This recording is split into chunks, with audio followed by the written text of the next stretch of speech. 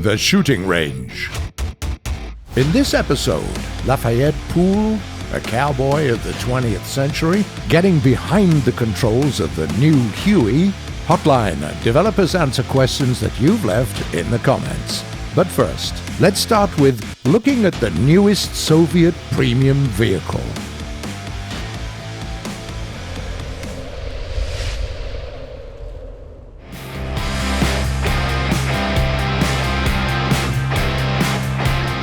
The update 1.81, the Valkyries, carries a completely new weapon for War Thunder players, the helicopters. But getting to fly these machines takes a couple of initial steps.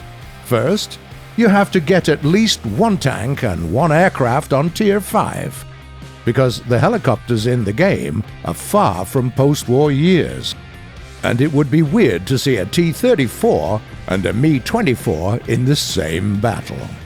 Then, to access the closed beta test of the helicopters, you have to fulfill some tasks.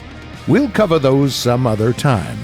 The alternative is to purchase one of the two pre-order packs with a Soviet or an American helicopter inside.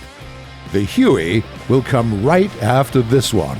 But for now, let's focus on the crocodile, the Mi-24D. This machine is a true legend of the world helicopter history. This is the one that got a tandem cabin and a 4-barrel 12.7mm Yak-B machine gun. It also has a lot of bombs and rockets to choose from and to fit your own playstyle. You can pick the OFA B-250 bombs, 4 Phalanga PV guided rockets, and 2 types of well-known unguided ones, the S-5K and the S-24. And it's just the beginning, so you'll definitely be covered for basically every possible situation. Despite the takeoff weight of 11 tons, the Mi-24D turned out to be quite agile. No wonder. It's got 2 engines that produce more than 4,000 horsepower. That means that the crocodile has a great speed of more than 300 kph. Keep in mind, the engineers still managed to improve on the armor of the Mi-24A version. It still won't be enough against cannon-wielding AA guns, but it will definitely survive a couple of stray bullets from a tank's machine gun. As for the disadvantages of this bird, we'll name maneuvering and turns on the spot. The crocodile takes some time here since it's so big and heavy. As for the combat use, the pilots of the Mi-24D need to use this machine's key features, speed and firepower. When you start on a helicopter, look for the enemy aircraft and AA guns. These are your worst enemies. Let's see. No enemy fighters and 1 AA gun. Okay, let's flank it from a distance and use an ATGM. Done. Now you can deal with all these tanks. If the enemy's hiding outside the reach of the guided missiles, get as close to the ground as possible and hit them with your unguided arsenal on a flyby. If you couldn't get this scoundrel, repeat.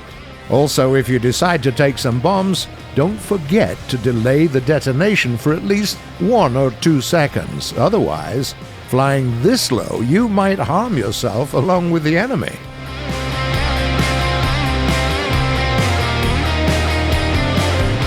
And now, as promised, let's talk about another premium helicopter of the new update.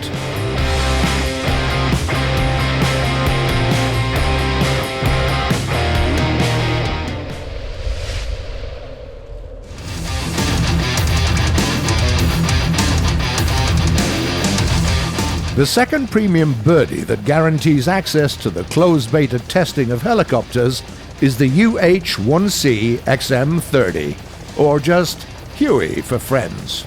Unlike the Assault Mi-24D, the UH-1C is a multi-purpose vehicle.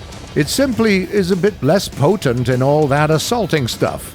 The same can be said about its speed. One engine provides Huey with about 1,100 horsepower, which translates into a maximum speed of about 230 kph. Though it climbs better than the Soviet premium helicopter. Nothing spectacular, yes, But the Huey compensates that with maneuverability, because this beauty is as much as 3 times lighter than the Mi-24D. It's nimbler and smaller, which means that in realistic battles, this fella is pretty hard to spot and, of course, to successfully fire at. The arsenal includes the BG-M71 TOW ATGMs, the rotating 30mm XM140 cannon, the Hydra 70 unguided missiles, and the M134 machine guns. The unguided missiles are perfect for lesser enemy vehicles, such as the LAVs and AA guns. The TOW ATGMs, consequently, are best used against heavily armored targets. As for the XM140 and the M134 cannons, here things get somewhat complicated. Sure, you can use them to blow up a Shilka, but to do that you need to come into its firing range, which, you know, isn't optimal. So, why do you even need the darn things? The answer is simple: to hunt your own kind. Helicopters and planes. Both cannons are viable. It's just a matter of personal preference and taste.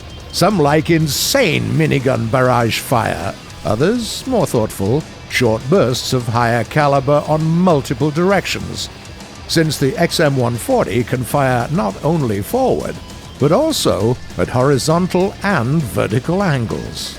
Anyway, whatever you choose, even the mightiest opponents will inevitably crash and burn. So, how do you play on the Huey?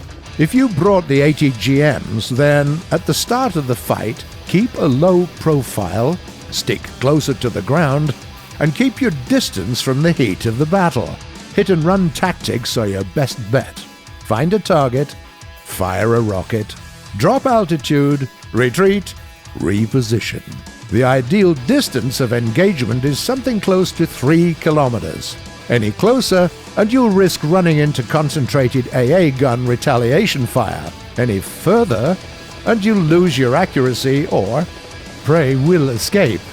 Also, if the landscape allows you to, try using mountains and hills to your advantage.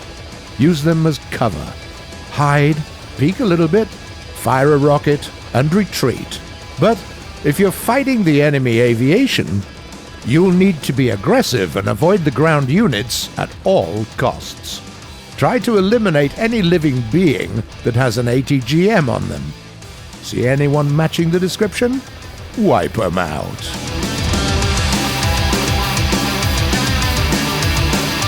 And now, let's remember a phenomenal yet brief success of a great American tanker.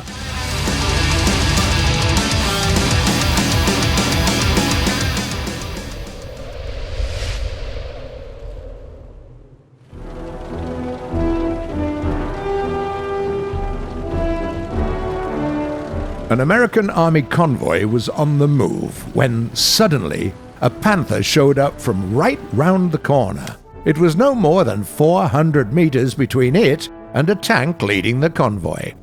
It was a Sherman with the words, "In the Mood," painted on its side. Both tanks took 2 shots. Both missed. The Americans managed to eliminate their enemy only on a 3rd try.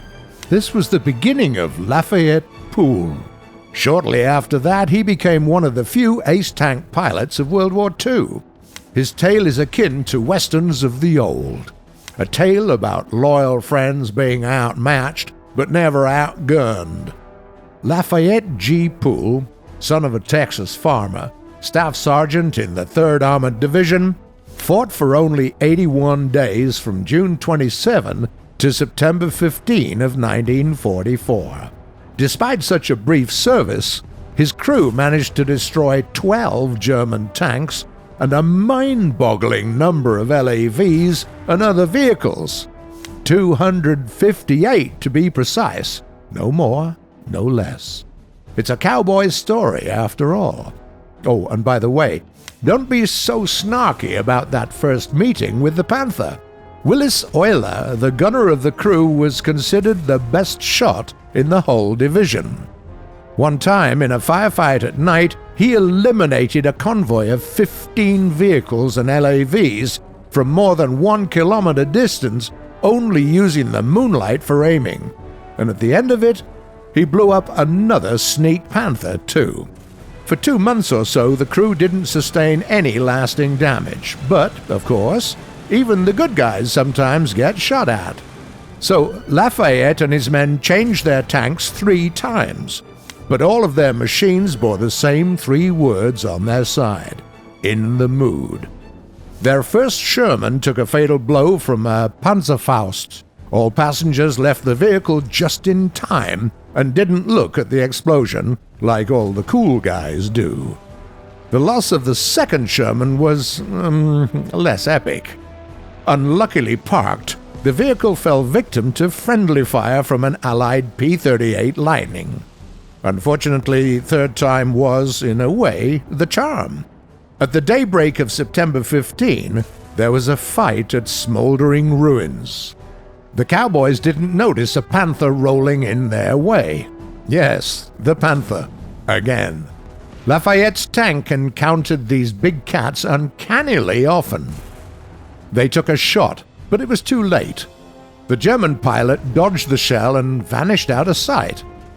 Lafayette opened his turret and looked out, desperately trying to pinpoint the enemy in the clouds of corrosive smoke. When he finally saw the rotating turret with a cross on it, he didn't hide. Instead, he gave an order to the gunner. Alas, they didn't have any time. 2 shots from the Panther hit them point blank. The Germans didn't have any decent ammo left, so they couldn't pierce the Sherman's hull. But they didn't have to. Lafayette's tank was standing on an edge of a huge shell crater, and the force of the impact was just enough to capsize it down into the pit. Pool was thrown out of the vehicle. That fall completely shattered one of his legs, which was amputated later. In hospital, he told reporters, "It's so unfair. I was just warming up." His comrades continued to fight as parts of the other crews without their former commander, and Pool was disbarred from service. He became one of the most notorious tank aces in history and remained loyal to his cause even when his cause abandoned him. After a couple of years of rehabilitation, he joined his alma mater, the 3rd Armored Division, as an instructor. The soldiers of this unit learned from one of the best for years to come.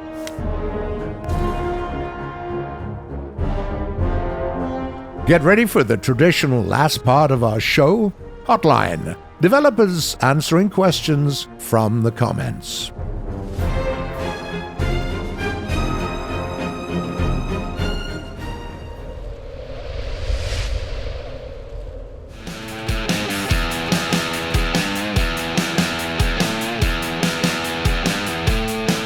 First things first.